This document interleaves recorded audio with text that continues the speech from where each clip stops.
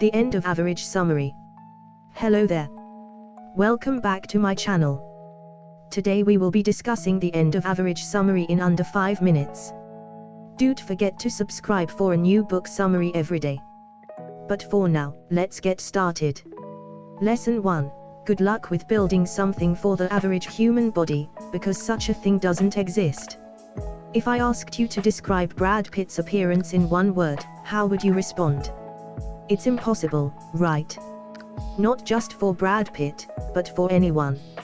I mean, how many anatomic features can you possibly highlight with one word? Tall just describes height, big usually refers to weight, blonde to hair color, and handsome, well, that couldn't be more subjective, could it? When we describe human looks, we always fall back on describing a whole set of individual features, because there's no single word to squeeze the human anatomy into. That alone is a good indicator of how much we can learn from computing average human body features. Not much. All of these characteristics are completely unrelated to one another, which is the reason knowing someone's height doesn't tell you anything about their weight and vice versa. Yet, many companies have tried, and failed, to design products for the average human, for example the US Air Force. In 1950, they measured 140 different dimensions of the bodies of over 4,000 pilots and used the average values to redesign their jet cockpits. The result? Not a single pilot fit into the standard cockpit. Even if you'd taken just the averages of 3 dimensions, only 3.5% of all pilots would have fit the average on all of them. Taking 140 made sure that absolutely no one would fit in. So if you've ever thought, how can I get this to fit the average about something, I suggest you toss that question out of your repertoire now. Lesson 2. Who you are is totally unrelated to how you learn, which means there is absolutely no average career path you can follow. There's a phenomenon called the Flynn effect, which describes that on average, IQ scores have risen by 3 points per decade. What does that tell you? Nothing, except that we've been getting better at filling out IQ tests.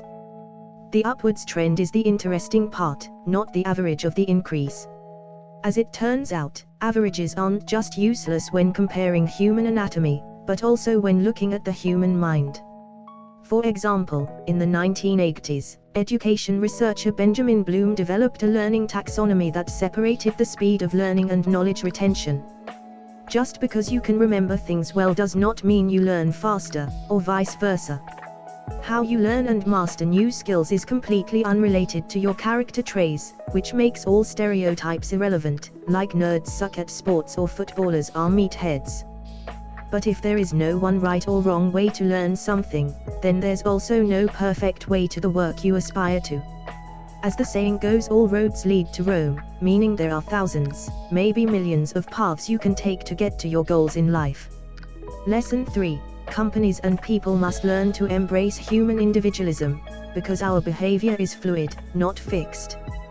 One thing I've learned about online marketing is that your content must always fit the context of the platform.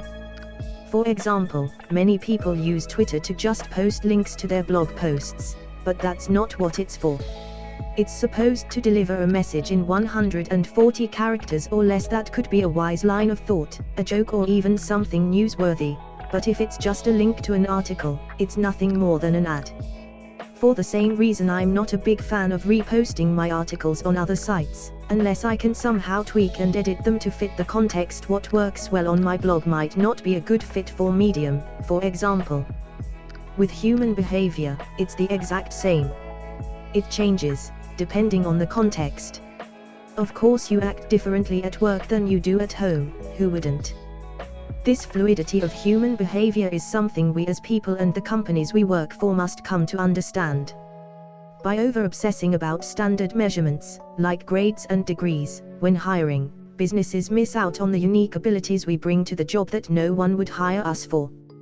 That's why companies like Facebook, Google and Microsoft spend millions of dollars on research and creating flexible work environments to accompany the entire spectrum of human behavior, not just the average. Let's hope this trend continues. The end of average review. I have written myself out of space to write a proper review. This rarely happens, but it already tells you everything you need to know. Go, get The End of Average.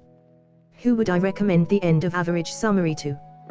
The 21-year-old college student, who thinks an internship at a big consulting company would really round out her resume. The 28-year-old bodybuilder, who wants to win his next fitness competition, and anyone who builds something that a human must physically fit into. That was The End of Average summary. For more summaries, do subscribe to my channel and comment below the book you want me to make summary of. See you in the next video. Till then, goodbye.